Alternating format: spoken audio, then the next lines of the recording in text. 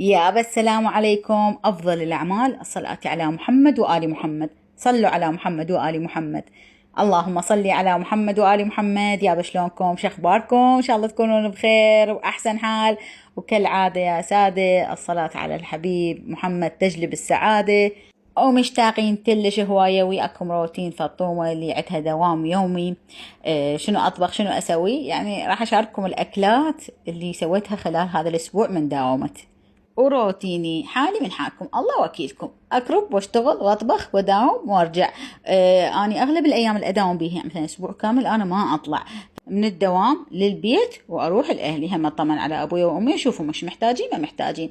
هذا يعني روتين ثابت. بس مرات تصدف انه اذا صير طلعه، وبما انه اتاخر بتنزيل الفيديوهات مثل ما تعرفون فالطومه المتاخره فتتراكم، فلما انزل مثلا فيديو ورا الاخ، ومثلا بالفيديوهات بي اكثر من طلعه، فكانما تبين طلعات هواي، لكن هي بالحقيقه اغلب الايام وانا بالبيت بس الفيديوهات اجمعها وراكم. هنا أنا سويت هذه عندي الجزر، ولا ها تتذكرون بالفيديو الفات سويت كميه وضميت هيك، قلت خلي اسوي البيت حمايه هماتين، لان قبل بيوم صادف يعني ساعه 12 هيك سويتها بالليل وما نايمين، فلحقت تصير بها حموضة وملوحة كلش طيبة.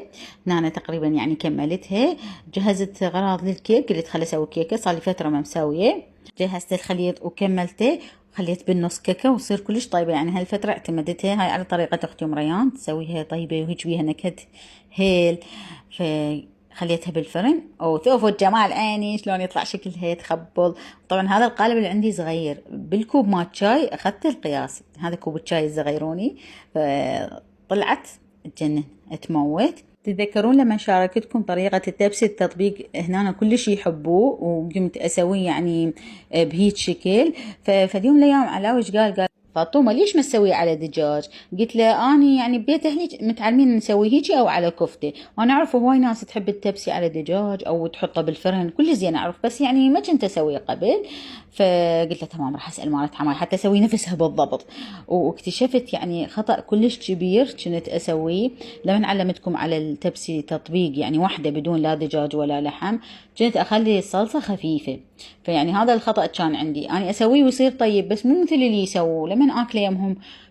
طيب يعني صدق أستطعم بيه، ويعني أقول أحس التبسي اللي أسويه ناقصة شيء. هسه راح نكتشف السر سويه. طبعا انا اطبخ فخذ واحد، ليش اني شجيب فخاذ اثنين بس يصيرن كيلو يعني كبار، والجلد اشيله. ابو جهال مثل ما تعرفون قلت لكم ما يحبه، يعني هنا انا نسيت على اللقطة الأخيرة شلته. وبعد نسيت شغلة هم المفروض أقسمه نصين، بس قلت يلا بعد من يستوي أقسمه ماكو إشكال.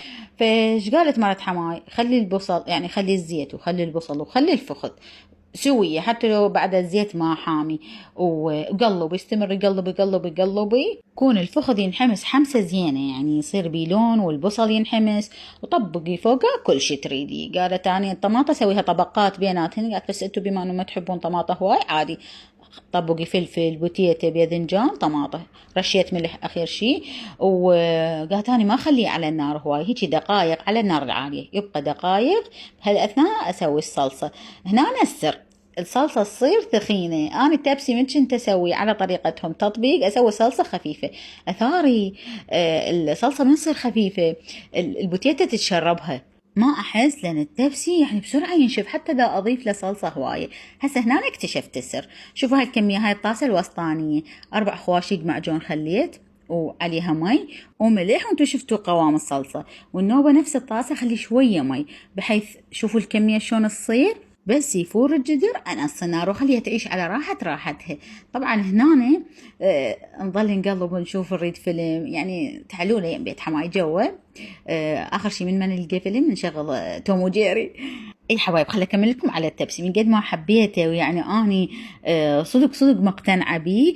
شوفوا مو نصيت النار، يعني الصلصه ظلت هوايه ما نشفت راسا، وظل يعني على النار كلش هوايه.